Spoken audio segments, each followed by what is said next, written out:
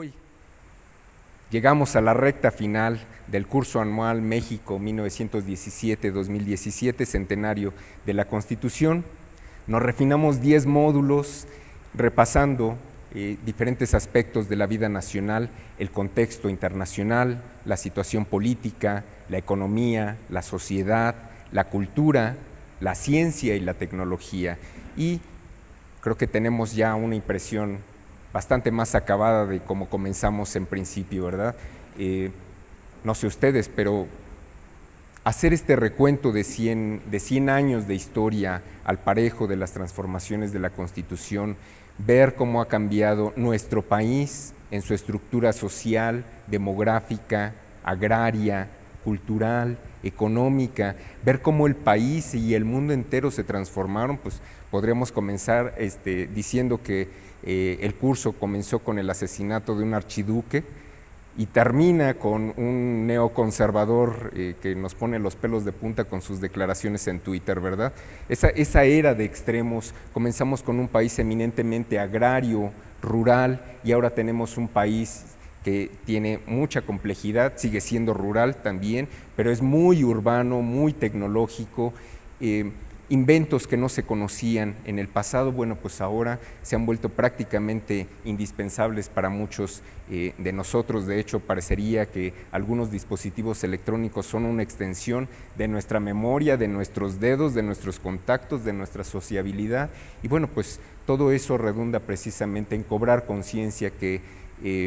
si la canción decía que 20 años no son nada, bueno, pues 100 años sí pesan y cuentan y nos hacen ver que los mexicanos de un siglo atrás eran diferentes de los de ahora,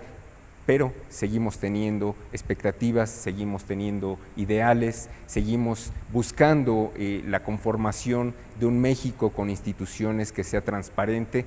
Recordemos los cañonazos de 50,000 pesos, ¿verdad? Dicho de Álvaro Obregón, pero también recordemos en la actualidad una ley general de responsabilidades administrativas y un sistema nacional anticorrupción, con defectos, sí, ustedes me pueden decir Duarte, lo que quieran, pero finalmente están ahí como un marco. Este país se ha transformado a lo largo de 100 años con una constitución que también se ha transformado, ya lo ha dicho el maestro Francisco Burgoa, más de 700 reformas, creo que el último récord que nos dio eran 708 reformas, o sea, entre que iniciamos el curso y lo concluimos hubo 7 reformas más, imagínense, o sea que formamos también parte del hilo de la historia. Bueno, nos complace mucho que ustedes estén presentes una vez más en este curso anual, en el cierre precisamente, y además cerrando con un tema que pues no está en la expectativa de las programaciones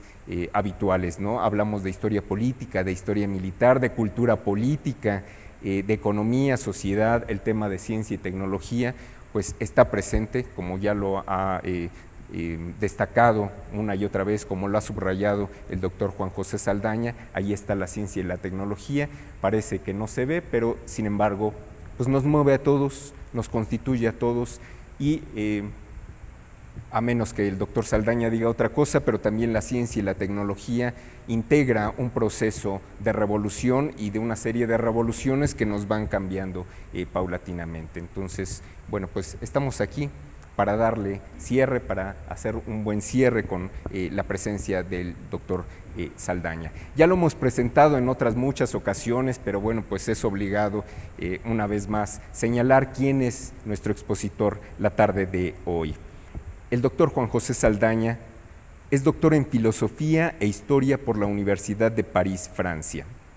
En la actualidad es titular del Seminario de Historia de la Ciencia y la Tecnología en México y del Seminario de Historiografía Mexicana de la Ciencia por la Facultad de Filosofía y Letras de la UNAM.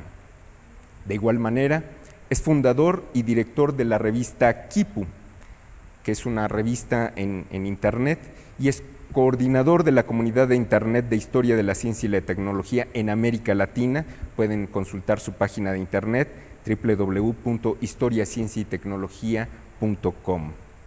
El doctor Saldaña tiene numerosas publicaciones, artículos académicos muy sólidos. Recordaré solamente algunos de sus títulos: Las revoluciones políticas y la ciencia en México, editado por CONACYT en 2010, y 2 volúmenes, Ciencia y Política en México en la época de la independencia y de la Reforma a la Revolución Mexicana. La tarde de hoy, el doctor Juan José Saldaña nos dará un recuento de la ciencia y la tecnología en el México contemporáneo. Bueno, quiero empezar por agradecerles a ustedes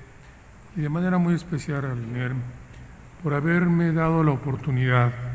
de desarrollar durante este año en una serie de reuniones mensuales que hemos tenido el tema científico y tecnológico en la historia de México en el siglo XX. No es usual que se considere en las reconstrucciones históricas de México a su ciencia y tecnología como factores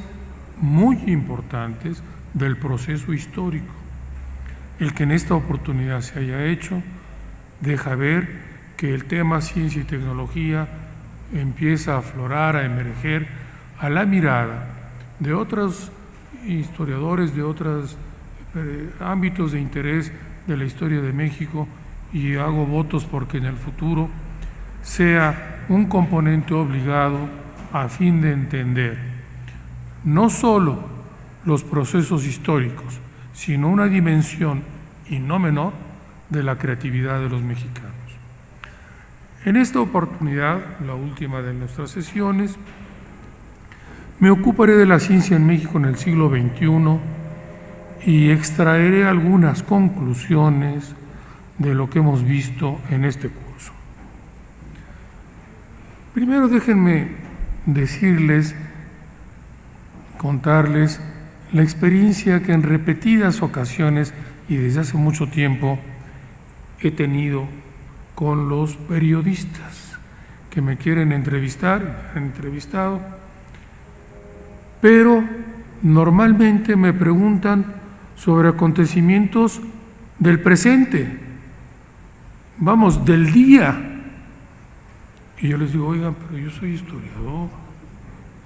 ¿por qué me preguntan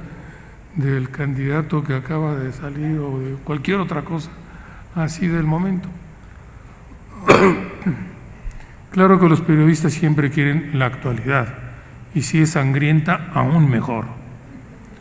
Y como de eso pues no hablo yo, entonces siempre me encontraba incómodo con ese tipo de preguntas, hasta que reflexionándolo me di cuenta que los periodistas tenían razón en preguntarle a un historiador sobre el presente, pues ¿qué otra función puede tener la historia si no es la de ayudarnos a comprender el momento actual? Más aún, hasta para atisbar con algunas probabilidades de éxito, con objetividad, con un grano de sal de realismo, el futuro. Desde entonces acepto de mejor gana las entrevistas periodísticas. Y he llegado a la conclusión de que la historia es indispensable para entender nuestra época. La adecuada comprensión del presente requiere de entender cómo se ha llegado a él. Los objetos de nuestra percepción inmediata no son aún la realidad objetiva,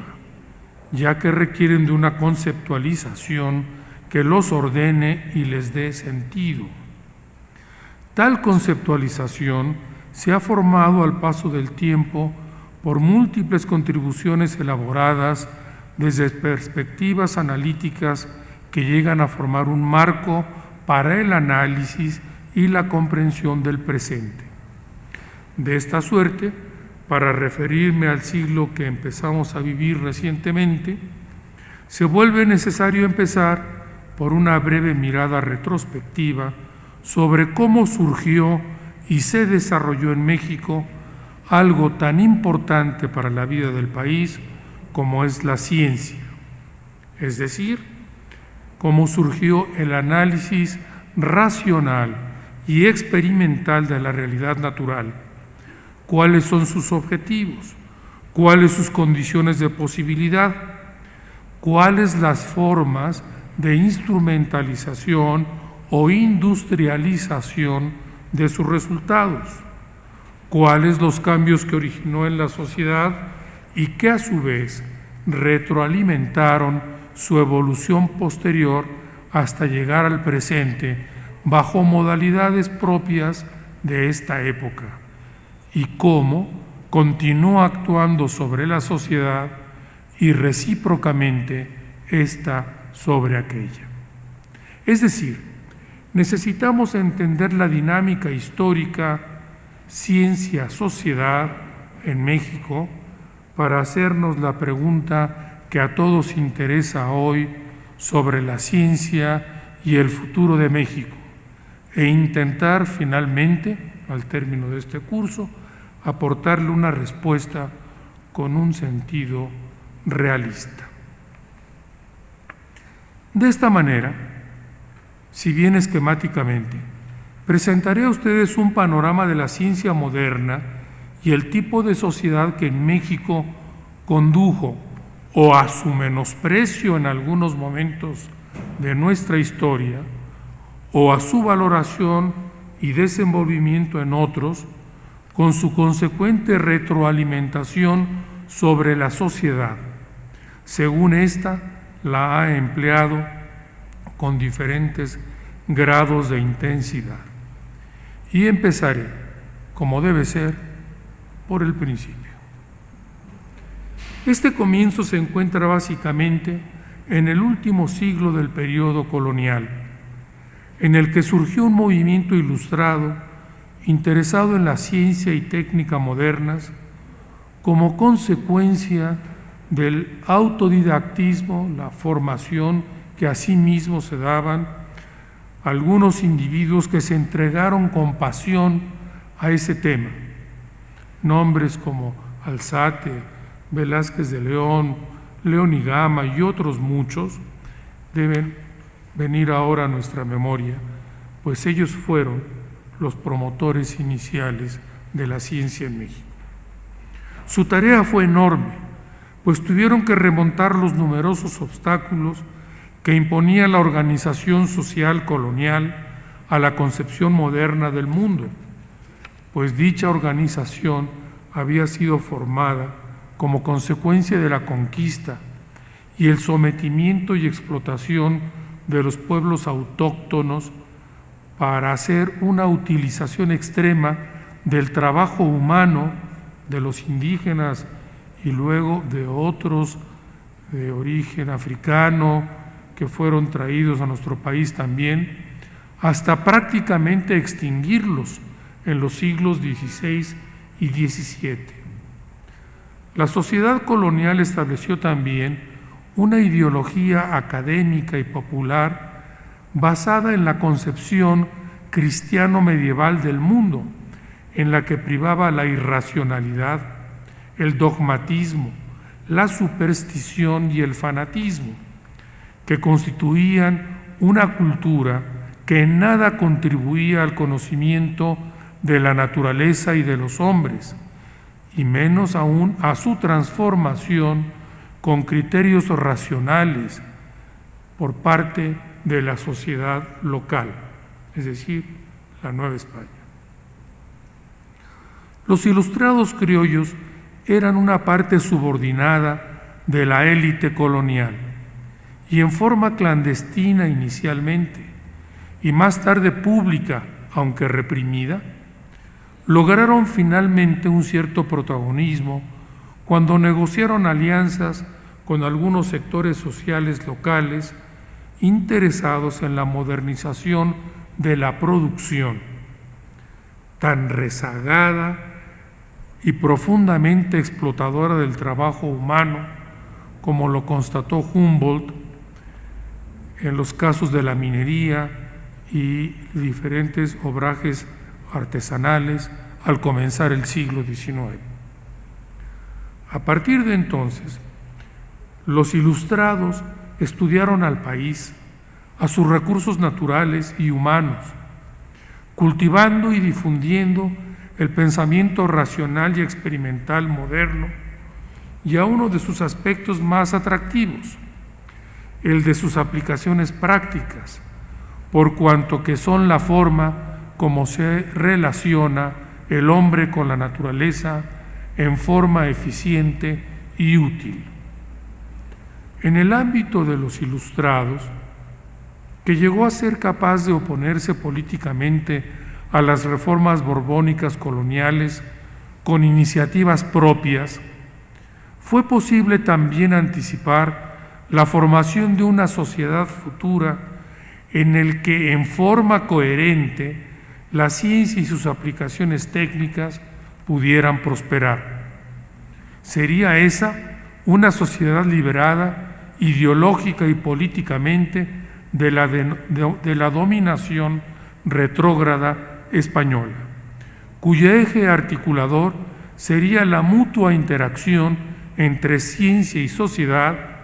para generar el espacio que requería la libertad individual, ciudadana, para su expansión. El conocimiento y la tecnología serían en esa nueva sociedad la base para ello y la forma de conseguir la riqueza social con un menor esfuerzo, siguiendo el modelo de la industrialización que tantos logros obtenía en Inglaterra y en el norte de Europa en esa época, así como con las naciones recién llegadas al capitalismo y la mecanización de la producción. Se trató en suma para esa élite subordinada, pero consciente del proceso histórico en que se hallaba, de imaginar y diseñar un proyecto científico y político con la participación de la ciencia y, llegado el momento, de ponerlo en práctica.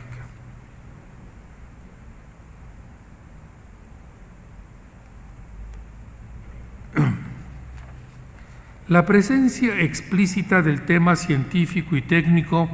en la primera constitución del nuevo país, la de 1824, en donde no sé si sepan que en la exposición de motivos se cita a Newton, se cita a Franklin, se cita a Rousseau, a Descartes, a los científicos y pensadores modernos, con la intención, se dice ahí, de imitarlos, creando un orden racional, ya no más una teología política como había sido durante la colonia, sino un orden racional para la constitución de la nación independiente cuya primera constitución habían preparado. Elementos de lo mismo lo encontramos también en la Constitución de Apatzingán de 1814. Y notable es la incesante búsqueda de condiciones para conseguir viabilidad para el proyecto científico social ilustrado durante la década que siguió al derrumbe colonial. En un libro mío publicado hace algunos años, identifiqué 14 diferentes proyectos elaborados entre 1821 y 1833 sobre qué hacer y cómo hacerlo para introducir la ciencia moderna en la nueva nación. Hubo proyectos desde una ciencia imperial, por ejemplo, en la época de Iturbide, pero también una ciencia republicana, proponía Severo Maldonado, una copia del Instituto de Ciencias de Francia y otros muchos proyectos que condujeron a que finalmente en 1833 se creara la Dirección de Instrucción Pública, donde 2 de sus establecimientos estarían dedicados a la enseñanza de las ciencias médicas uno y de las ciencias exactas y naturales el otro. Las primeras instituciones de enseñanza científica y técnica, pero tan importante como eso, de carácter público. Estos proyectos dieron a México un componente esencial de su identidad política nacional, es decir, la libertad y la condición de individuo, esto es, de ciudadano con derechos para todos sus habitantes. Tanto liberales como conservadores, en torno a la cuestión de la modernización científico-técnica, desarrollaron sendas iniciativas, en algunos momentos coincidentes inclusive, en aras de volver a la ciencia un factor de la nueva gobernabilidad que el país estaba necesitando. Los conservadores, con Lucas Alamán a la cabeza, proponían una modernización de la industria mediante la importación de la tecnología y de técnicos y la capacitación de artesanos para el trabajo industrial. Los liberales, como Gómez Farías, Mora y otros más, estuvieron orientados también por la modernización científica e industrial, pero buscando la forma de hacerla penetrar en toda la sociedad, proponiendo en consecuencia la liberación de las conciencias mediante la educación científica y técnica de carácter público en la nueva sociedad que crearía la indispensable razón pública para su organización y para cultivar la ciencia y los beneficios de la conversión de ésta en tecnología. Hubo coincidencias y divergencias, como ya dije, en torno a esta modernización atisbada por los ilustrados del siglo XVIII, pero era claro que su puesta en práctica correspondía al México independiente. Sin embargo, varios de los resabios del pasado colonial, la influencia de la Iglesia, el papel preponderante del ejército, la legislación caduca que venía de la época virreinal y otros, obraron como rémoras del cambio y no fue sino hasta 1867 que el país pudo contar con un gobierno funcional y con capacidad para echar a andar la modernización científica y tecnológica. Contando con los benéficos efectos socioeconómicos que tuvo la reforma en la vida del país, los liberales, al restaurar la República, se abocaron a la ingente tarea de sentar, finalmente, las bases de la nueva sociedad moderna. Entre otras bases está la Ley de Instrucción Pública, que creó la enseñanza media y superior de carácter científico, las sociedades científicas y centros de investigación que se promovieron, las publicaciones científicas especializadas y el funcionamiento tecnológico ahora de antiguos proyectos industriales en la minería y la agricultura. Promovieron también la socialización de los progresos técnicos y científicos en el mundo o en el ámbito educativo. Como ejemplo, la Escuela Nacional Preparatoria permitió la creación de una cultura científica y técnica tanto entre la élite como entre la naciente clase media mexicana, o en el ámbito de la medicina y la higiene que se generalizaron entonces, o en las obras públicas que se iniciaron a construir, o en otros como el transporte. En 1971 entró en funcionamiento la primera línea del ferrocarril en México al unir el puerto de Veracruz con esta ciudad. Pero un proyecto así no podía funcionar sin agentes sociales y epistémicos que lo impulsaran y de los que el país carecía, pues su número aún era insuficiente. Agentes del cambio como los capitalistas y empresarios nacionales no existían casi, como tampoco los agricultores interesados en introducir innovaciones técnicas en lugar de extender las tierras de cultivo y aprovechar la abundancia de mano de obra inculta. y el Estado mostraba aún una debilidad estructural en varios aspectos, pero particularmente en el de sus finanzas. En cuanto a los segundos, los agentes epistémicos surgieron con lentitud de las escuelas profesionales y con una visión de la ciencia y su papel en la sociedad, distorsionada por el positivismo filosófico que se les enseñaba y les hacía concebir a la ciencia como sabiduría y no como conocimiento con fines prácticos, en particular para la creación de riqueza. Bajo el largo gobierno de Porfirio Díaz, su número creció ciertamente, así como el de las instituciones de investigación y enseñanza, y llegó a surgir en 1910 la universidad. Pero la ciencia era concebida, según las palabras de Justo Sierra, que cito, como la manifestación más alta del progreso humano. Es la humanidad adulta. Jamás hubo, decía Sierra, ministerio más ennobledor que el ministerio de la ciencia. Es el fanal fulgurante en medio de las deshechas tempestades de la superstición, este peligro permanente para la vida de la humanidad. Es el seguro de la libertad, afirmó. La comunidad científica misma, que llegó a formar el grupo de los liberales positivistas, era en consecuencia diletante y teoricista, y solo en pocos casos sus conocimientos y habilidades se incorporaban a la actividad productiva, misma que además fue quedando en manos de extranjeros como consecuencia de una política gubernamental de desarrollo desde afuera,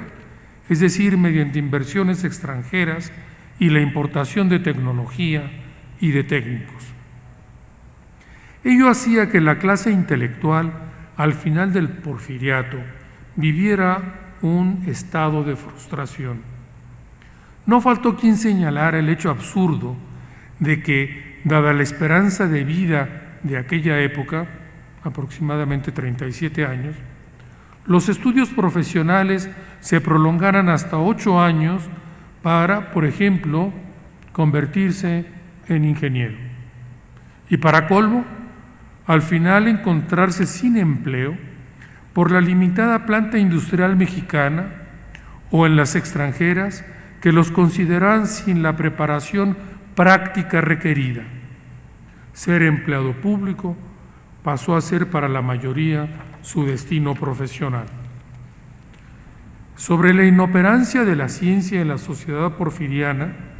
en 1907, un grupo de consejeros del ya para entonces ministro de Instrucción Pública Justo Sierra, pero disidentes de su proyecto de crear a altos estudios como escuela para enseñar ciencias y humanidades, concebían en cambio el proyecto del ministro en otros términos, diciendo lo siguiente: esta institución sería la instancia superior que, apoyándose en las instituciones científicas existentes, tendría una misión de órgano director, coordinador y orientador de los estudios científicos, en función de las características del país y siguiendo objetivos de interés nacional. Lamentablemente, no fue esta opinión la que prevaleció entonces. Una evaluación de lo hecho en el porfiriato a este respecto por Francisco Bulnes, ingeniero de formación, publicado en su libro El verdadero Díaz y la Revolución, calificaba como desdén la forma como se había tratado a la ciencia y a la ingeniería del país. Él se refería a las obras de irrigación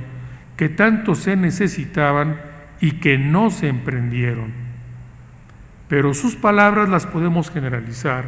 y en ellas encontrar tanto la causa de la frustración de la ciencia porfiriana y la clave para nuestra comprensión de por qué la ciencia se quedaba, como yo lo he llamado, en el cajón de la burocracia. Bulnes afirmaba lo siguiente: si fueron notables las reservas del tesoro del señor Limantour y las reservas de crédito, probado es que era ignorante y avaro, y que fue culpable por haber sostenido reservas de ciencia y reservas de aptitud. Pues en efecto, ese fue el caso. México contaba para entonces con un relativo grado interesante, importante, de actividad científica, escuelas, instituciones, etcétera, pero que no se usaban, que estaban ahí, como dice el dicho, para cuando se ofrecieran. La ciencia mexicana, sí, aunque presente ya en el país, desde el punto de vista de su relación con la sociedad, no había abandonado su carácter de saber de reflexión propio del positivismo, para pasar a ser un saber de la producción como lo requería el desarrollo del país. Para conseguir tal desarrollo, era necesario integrar a los sectores sociales marginados como actores del proceso del desarrollo, y el porfiriato, por supuesto, no estuvo dispuesto a pagar semejante precio. Solo una nueva sociedad, como la que surgió de la Revolución Mexicana, habría de concebir y realizar esta función esencial del conocimiento científico. Me refiero a la de contribuir a la transformación social y económica de la sociedad, pues constituye el aspecto dinámico de la autoformación de las sociedades en la modernidad. Todos los otros componentes del proceso social son relevantes: el derecho, la cultura, todos. Pero es la ciencia transformada en tecnología el verdadero factor dinámico de la autoformación de las sociedades a partir de la modernidad. Y esto empezó a acontecer al triunfo de la Revolución Mexicana. Desde el ingreso triunfante de Carranza a la Ciudad de México en 1914, se inició de inmediato la transformación de los aparatos del Estado, como eran el Ministerio de Instrucción Pública y el de Fomento, para incorporar a los científicos e intelectuales a las tareas revolucionarias, tal como ellos mismos lo habían solicitado en el primer Congreso Científico Mexicano de 1912 al presidente Madero, aunque sin éxito alguno. De hecho, junto con los obreros y los campesinos, a los profesionales,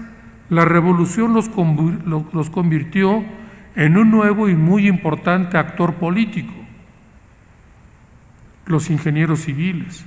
hidráulicos, topógrafos, agrícolas y agrimensores, los arquitectos, médicos, veterinarios, radiodifusionistas y otros más, fueron los que volvieron viables y aplicables las disposiciones revolucionarias de carácter social y económico que estaban presentes en la Ley Agraria del 6 de enero de 1915,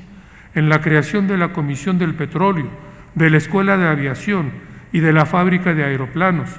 de la Escuela de Química Industrial, de la Escuela Práctica de Ingenieros, Mecánicos y Electricistas, de las nuevas escuelas de Agricultura y Veterinaria y de la Fábrica de Armamento, por solo mencionar algunas de las iniciativas correspondientes a los 2 primeros años que siguieron al triunfo de la Revolución. Por este motivo, resulta apropiado llamar a este fecundo momento de la historia nacional y de la ciencia mexicana como el de la ciencia en la acción y para la acción,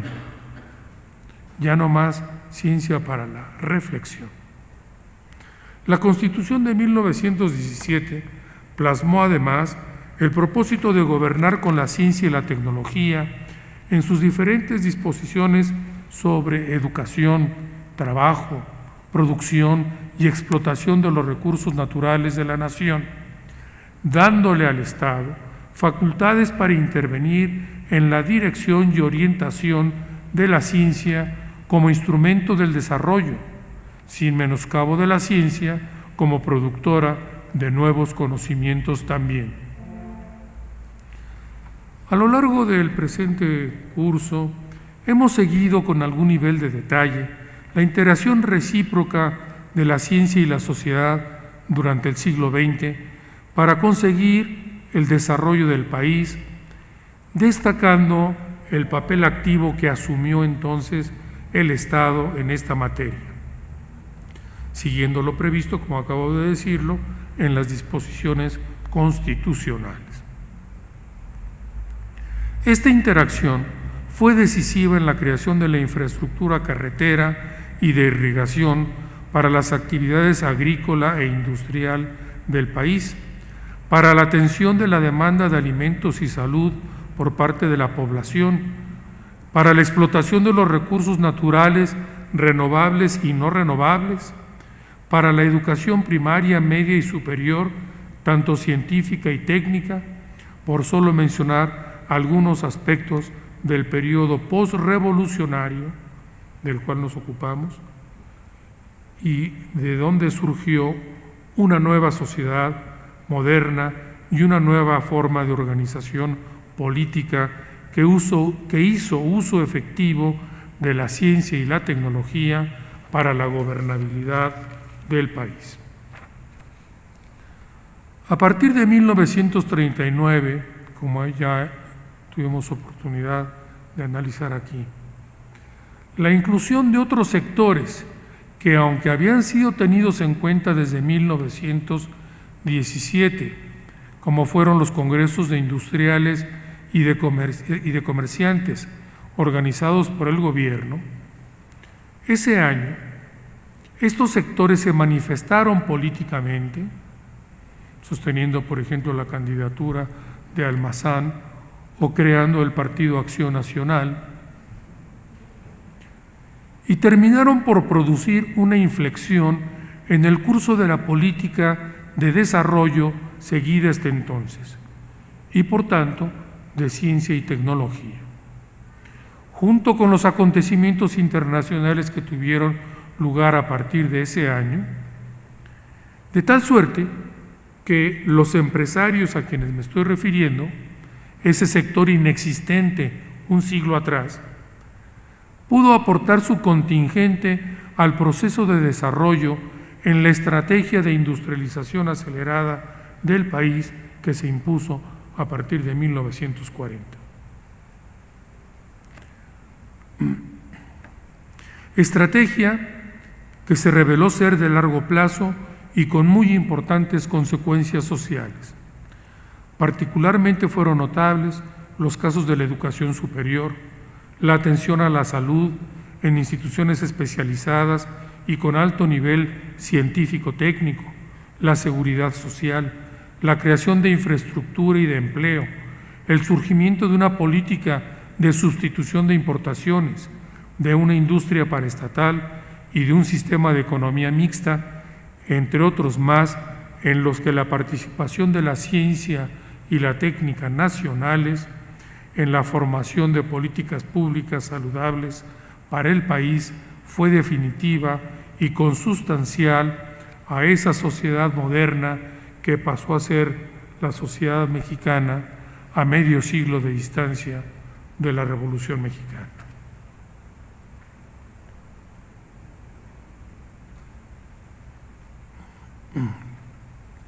Esta aparente alentadora situación que existía en el último tercio del siglo XX parecía ser un estadio científico-tecnológico consolidado que aseguraba a la sociedad mexicana bienestar e independencia nacional, empezó a modificarse.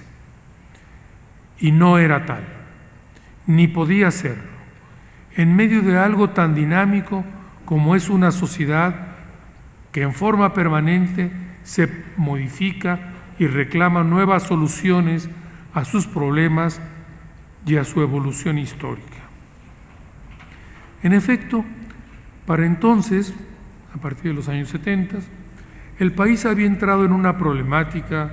que se derivaba en gran medida de la propia modernización alcanzada. Surgieron así tensiones de difícil manejo, como fueron las crisis políticas internas, acompañadas de crisis económicas cuyo origen respondía a factores tanto internos como externos. Fueron importantes también, entre otros, el crecimiento acelerado de la población, que demandaba mayor cantidad de servicios y la incapacidad existente para satisfacerlas, que provocó desequilibrios, marginalidad y subdesarrollo. Igualmente, la modificación de los términos de intercambio comercial con el exterior y la apertura comercial a la que condujo bajo la presión de las empresas internacionales y de gobiernos de países desarrollados que ya se encontraban viviendo otras etapas científico-técnicas más avanzadas y que, sumadas a las políticas de organismos financieros internacionales como la de contención del gasto público y de equilibrios macroeconómicos, y finalmente la reducción en el precio del petróleo, el principal producto de exportación de esa época, todo ello hizo que en las dos últimas décadas del siglo pasado el país se viera en medio de inflación, endeudamiento, desindustrialización y privatizaciones, con lo que acabaron con lo que en un tiempo fue llamado el milagro económico mexicano. Así, al terminar el siglo pasado, la comunidad científica nacional, por su parte, aunque había crecido en cantidad y calidad y conseguido una institucionalización de sus actividades sin precedentes en el país, como fueron la creación de las universidades y centros de investigación que vimos aquí en sesiones anteriores, y la de los organismos públicos especializados para la política científica y tecnológica del país, como el Consejo Nacional de Ciencia y Tecnología, sus centros de investigación y el Sistema Nacional de Investigadores, hacía que la comunidad, sabiéndose con aptitud para participar en los nuevos desafíos de la sociedad, sin embargo, por un error de apreciación en mi parte, llegó a considerar al factor científico-técnico como algo que por sí solo habría de resolver los problemas del subdesarrollo y la pobreza, el cual, al no producirse, dio lugar a un ensimismamiento pesimista de los científicos que los alejó de su militancia de otra época como actores políticos que actuaban en alianza con el Estado en la solución de los problemas locales del desarrollo. Si bien es cierto que la problemática del subdesarrollo es muy compleja y el modelo desarrollista en el cual los científicos habían encajado muy bien en el pasado, ahora daba muestras de agotamiento, en los años 80, con la así llamada década perdida, que en otro momento analizamos, y en los 90 con el desencantamiento, como lo ha llamado Jean-Jacques Salomon, de las políticas de ciencia y tecnología para el desarrollo impulsadas por organismos internacionales como la UNESCO y internamente por los países de América Latina, por sus propios gobiernos, Los científicos terminaron por orientarse hacia hacer de la ciencia un valor cultural en la sociedad, colocando sus esfuerzos principalmente en la educación y en la divulgación científica. En cuanto a sus trabajos de investigación, se centraron más bien en objetivos internos a las disciplinas que cultivan que a la solución de los problemas socioeconómicos y ambientales locales. El Estado, a su vez, habiendo tenido que enfrentar los embates internos y externos, políticos y económicos que acabo de mencionar, dejó de atender a la ciencia como una de sus prioridades y dejó de promover la alianza entre la ciencia nacional y otros sectores económicos del país que encontraron en el nuevo marco de una economía abierta y desregularizada, más bien estímulos para la importación de tecnología y de nuevo conocimiento. Además, el nuevo siglo hizo aflorar problemas cuya trascendencia pasó a ser de naturaleza esencialmente mundial: la problemática ambiental, el cambio tecnológico, la interdependencia del sistema económico internacional, la politización del sistema internacional y la sociedad del conocimiento, entre otros. Esto ha hecho que el paso del país a la aldea global, como la llamó McLuhan, se produjo en medio de cambios políticos importantes, como fue la elección de un primer presidente no perteneciente al Partido Revolucionario Institucional, sino al Partido Acción Nacional en el año 2000, hecho que se repitió también en 2006. En cuanto a la ciencia y la tecnología se refiere, la presencia de gobernantes de un partido y de una ideología de derecha no tuvo efectos sobresalientes, pues las estructuras formadas en el pasado se mantuvieron básicamente intactas. Sin embargo, en el discurso político que en torno a la ciencia se formó con la elección del presidente Fox, se renovó, pues ese discurso recogía ahora algunas demandas de la comunidad científica y produjo algunos resultados formales con apariencia democrática, a tono con lo que la alternancia de partidos en el poder prometía en ese momento. Un nuevo leviatán científico para el país. En 2012 se promulgó la Ley de Ciencia y Tecnología, luego de un proceso de consultas con la comunidad científica llevado a cabo por la Cámara de Diputados, y en ella se recogió una serie de planteamientos hechos por los científicos. Destacó la insistencia en que la política de ciencia fuera una política de Estado y que se le daría a la investigación científica y tecnológica una relevancia que había perdido en las décadas previas. La participación de los científicos a través de un foro para promover en la definición de las prioridades y los diversos esquemas de financiamiento para la ciencia con su intervención. La nueva ley regulaba también los apoyos del gobierno federal y establecía diversos instrumentos de política científica y tecnológica, así como procedimientos de coordinación.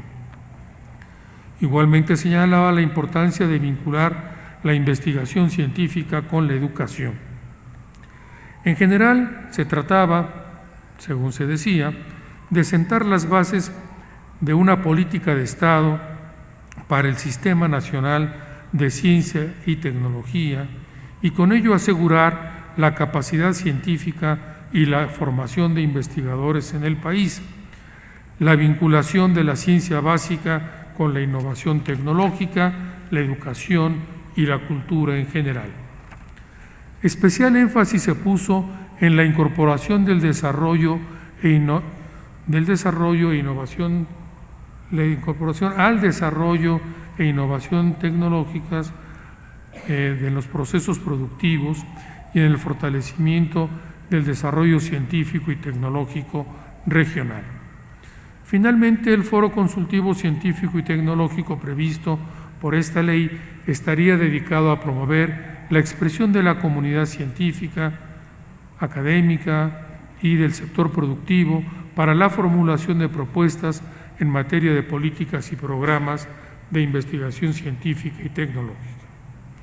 A mí me parece que aún es temprano para poder evaluar adecuadamente los resultados que se han conseguido con esa ley de ciencia y tecnología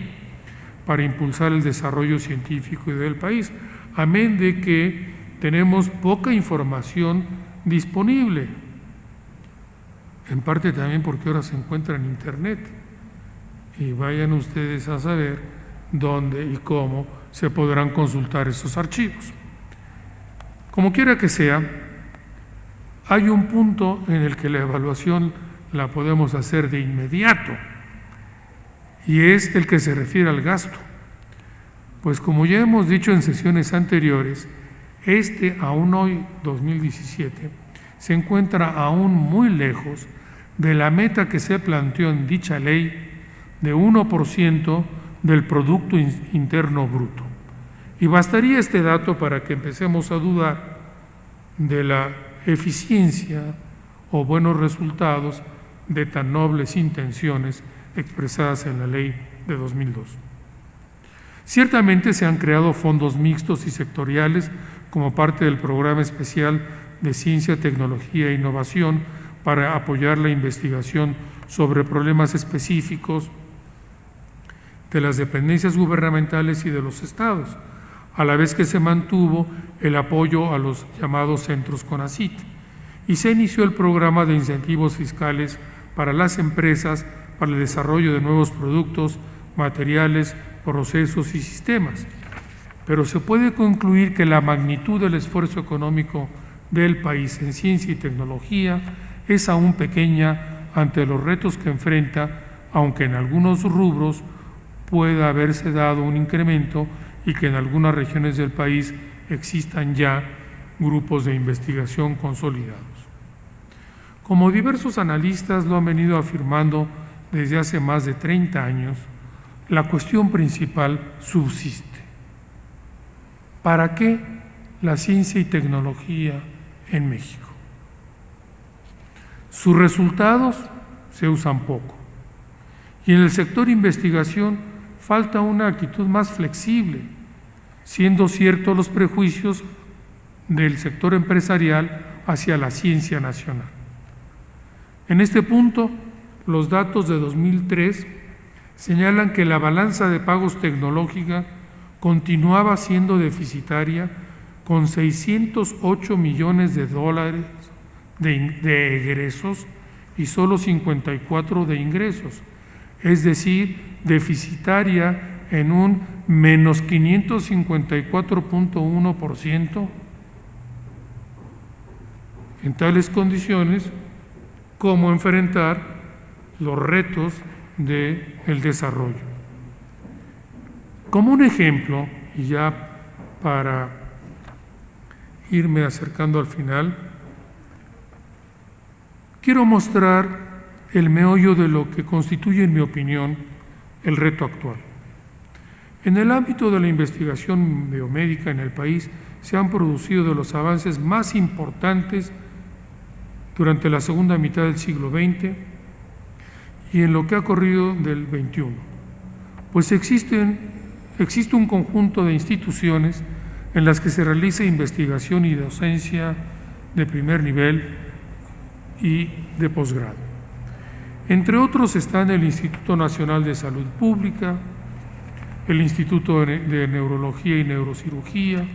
el Instituto Mexicano del Seguro Social, el Instituto de Investigaciones Biomédicas de la UNAM, el Instituto de Cardiología, el CINVESTA y otros. La institución de más reciente creación y concebida en la óptica de la política científica reciente como centro de vanguardia en la investigación biomédica es el Instituto de Medicina Genómica, constituido en 2004 con la colaboración de la Secretaría de Salud, la UNAM, el CONACYT y la Fundación Mexicana para la Salud. El objetivo de esa institución es crear una plataforma nacional en medicina genómica que permite el conocimiento y análisis de las secuencias que incrementan el riesgo o la susceptibilidad para desarrollar enfermedades multifactoriales, así como el estudio de su frecuencia dentro de las poblaciones. Con ello se podrán identificar, se pensaba, a los miembros de la población cuya secuencia de ADN los hace de alto riesgo para presentar enfermedades comunes como la hipertensión arterial, la diabetes mellitus tipo 2, el asma, el infarto agudo del miocardio y algunas enfermedades infecciosas, entre otras que están adquiriendo gran relevancia en nuestro país debido a la transición epidemiológica. La medicina genómica, por tanto, no podrá simplemente importarse de los países desarrollados, cuya población sea diferente genéticamente a la mexicana.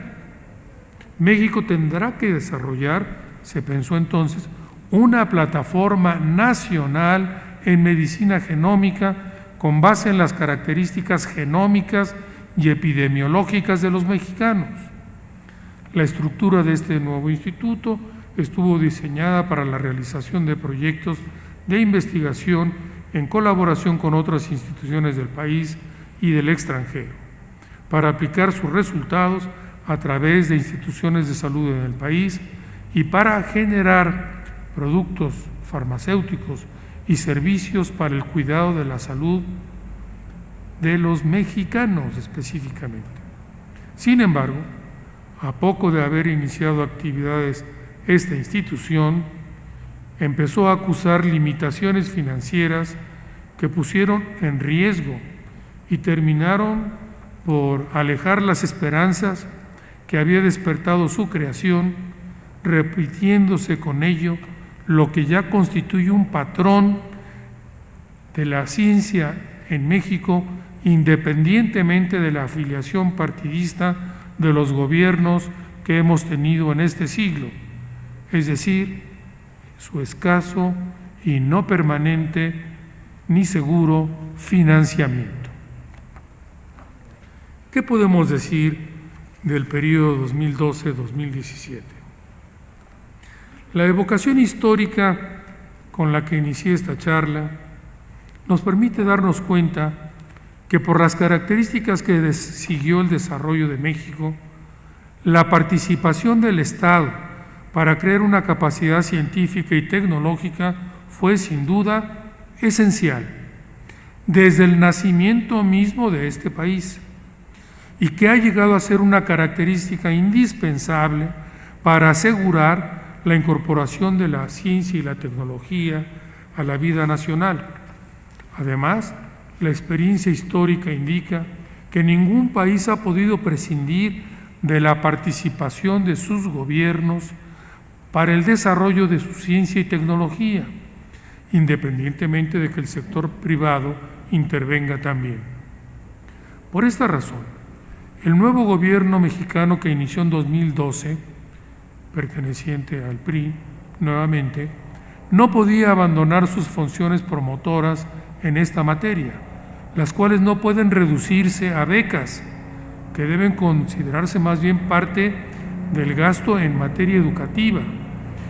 y apoyos puntuales para la investigación. El esfuerzo del Estado mexicano debía consistir en la elaboración de estrategias de fomento para la ciencia, la tecnología y la innovación, así como de realización eficiente de ellas para atender la problemática económica, ambiental y social del país. Las reformas estructurales que se llevaron a cabo fueron vistas como una oportunidad para impulsar la capacidad de innovación tecnológica en algunos sectores como el energético, por ejemplo. Pero la caída del mercado internacional de las materias primas, las famosas commodities de los economistas, como el petróleo, hicieron que tales esperanzas encontraran fundamento en el incremento que tuvo en 2012 el porcentaje del PIB destinado a ciencia y tecnología, el cual avanzó del 0.43 al 0.56% de este Producto Interno Bruto. Pero en 2017, en este año,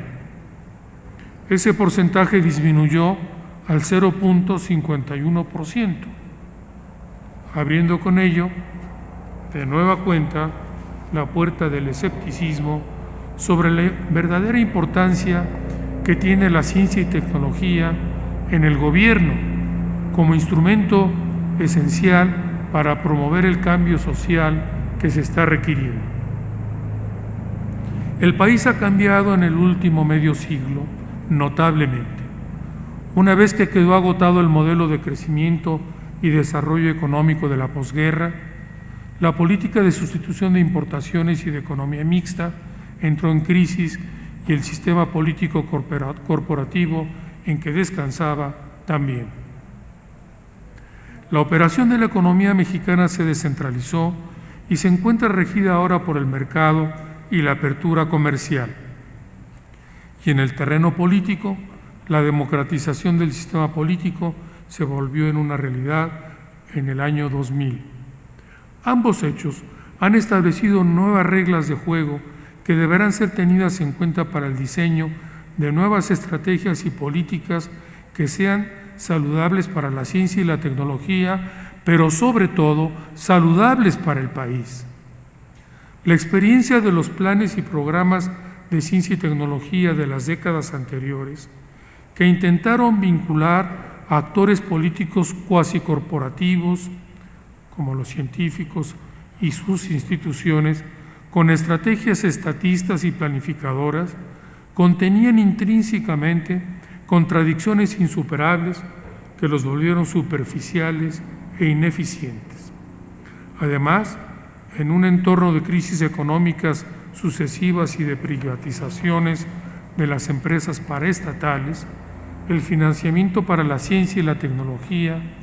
fue y sigue siendo completamente insuficiente. Hoy se acusan graves rezagos en cuanto al número de científicos y tecnólogos que necesita el país para su desarrollo. En nuestra última sesión hice algunas comparaciones con países semejantes al nuestro, como Brasil. Mientras aquí a principios de siglo se preparaban en promedio 2.000 doctores al año, en Brasil eran 10.000. Y solo la Universidad de Sao Paulo, ella sola, producía 2.000.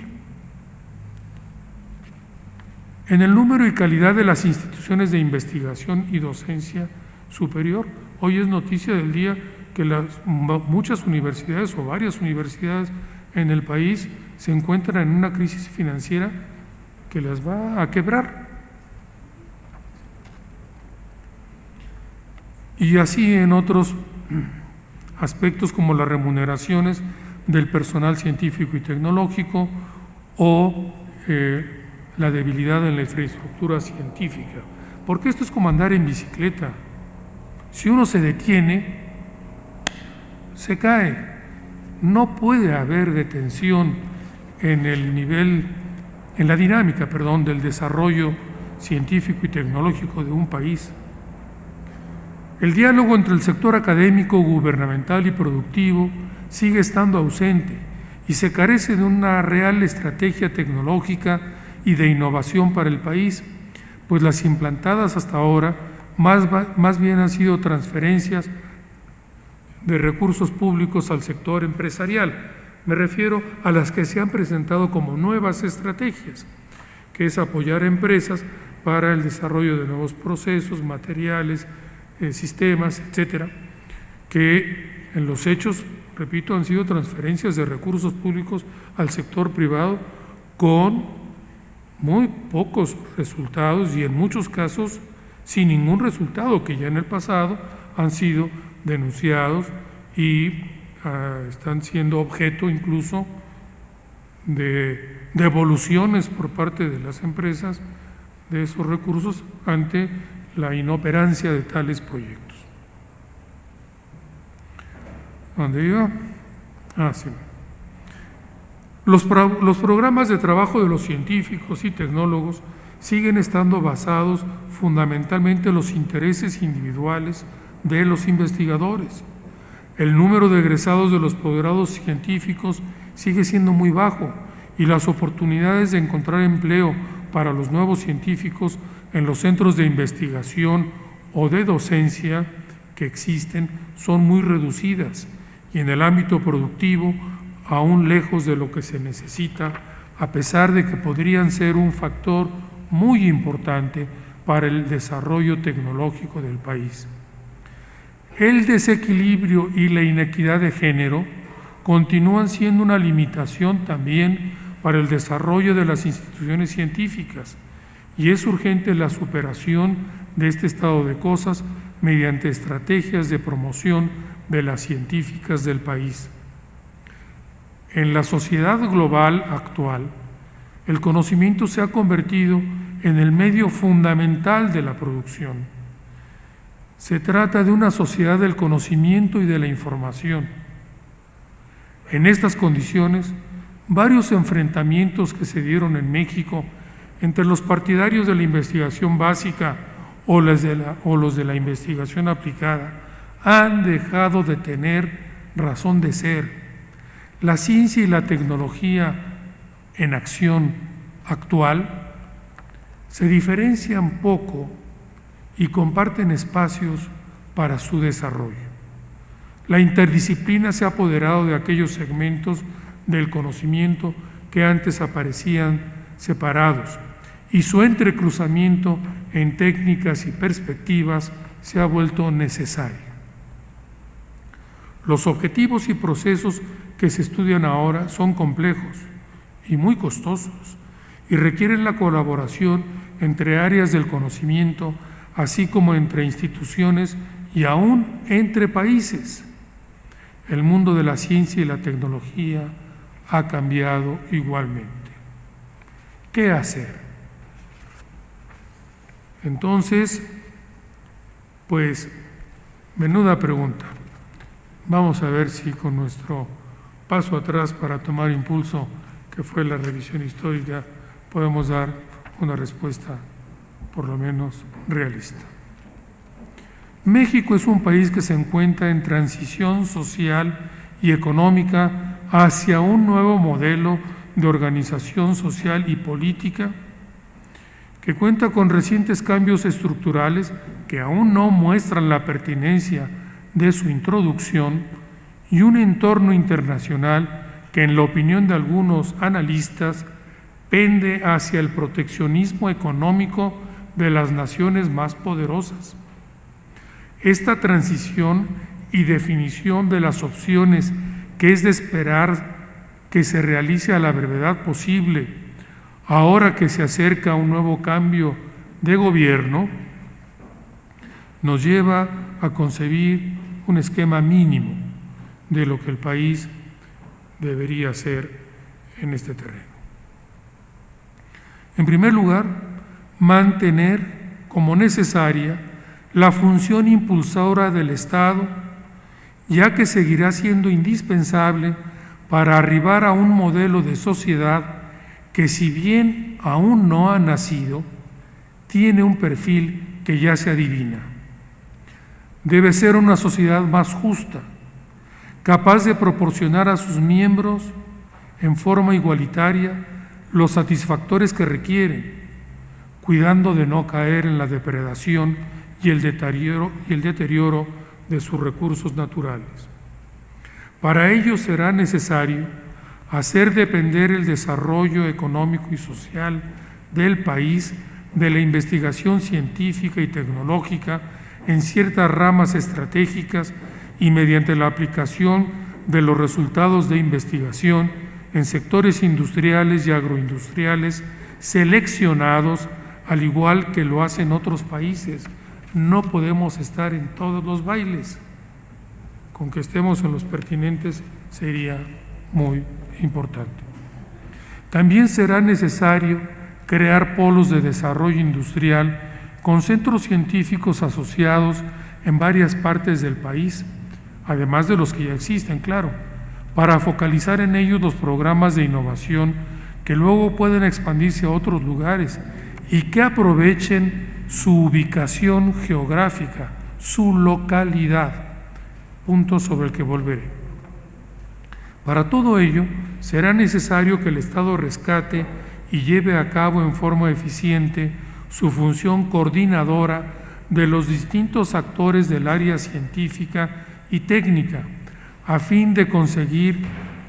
los acuerdos políticos necesarios en torno a esas ramas estratégicas que deberán ser impulsadas. La existencia del foro consultivo ha creado nuevas posibilidades para la consulta entre diversos sectores interesados en la ciencia y la tecnología. Pero para lograr plenamente este propósito, en mi opinión, habría que ampliarla aún más, me refiero a otros sectores que hasta ahora no han sido tenidos en cuenta, como es el sector social, los trabajadores, sus organizaciones representativas, por las enormes implicaciones que tendrá en materia de empleo la nueva forma automatizada de producir que está actualmente en marcha. Otro punto fundamental será el incremento del gasto gubernamental, vuelvo con la cantaleta, hasta alcanzar el anhelado 1% del Producto Interno Bruto en el menor tiempo posible, mismo que, recuerdo, está señalado en la ley vigente y que es un reclamo generalizado de los científicos, sus instituciones, sus academias, sus sociedades. Una consecuencia muy positiva del proceso de descentralización de la actividad científica que hemos referido, y un elemento que hoy existe como una realidad sin duda saludable para el fortalecimiento de la vida científica tanto a nivel local como nacional, son las acciones coordinadas y cooperativas entre los organismos estatales, los programas, la legislación y las comisiones de los congresos de ciencia y tecnología que hoy existen en los estados o la Secretaría de Ciencia y Tecnología en la Ciudad de México, y de todos estos con los organismos especializados del gobierno federal. Toda una red cuyo desarrollo habrá de promoverse como una política nacional. Se trata de realizar un esfuerzo científico compartido y participativo en el más puro espíritu del federalismo mexicano. Con esto llego al final y recordando la expresión de un poeta, el portugués Miguel Torga, quien llamó a lo universal, a lo global que hoy vivimos, aún antes de que existiera, lo local sin paredes. Es decir, que esa ha sido, llevándolo a nuestro terreno, la constante histórica del desarrollo científico en México. El estudio y con ello la búsqueda de soluciones a nuestros problemas locales. Pero ahora, asumiendo con conciencia histórica ese hecho y sabiendo que es en lo local donde radica todo el potencial y la creatividad de la ciencia. Se trata, en síntesis, de un salto hacia adelante, cuántico, gustarán llamarlos algunos, que el país deberá hacer para empezar a ponerse en sintonía con el nuevo siglo que está avanzando sin remedio y sin pausa. Muchas gracias.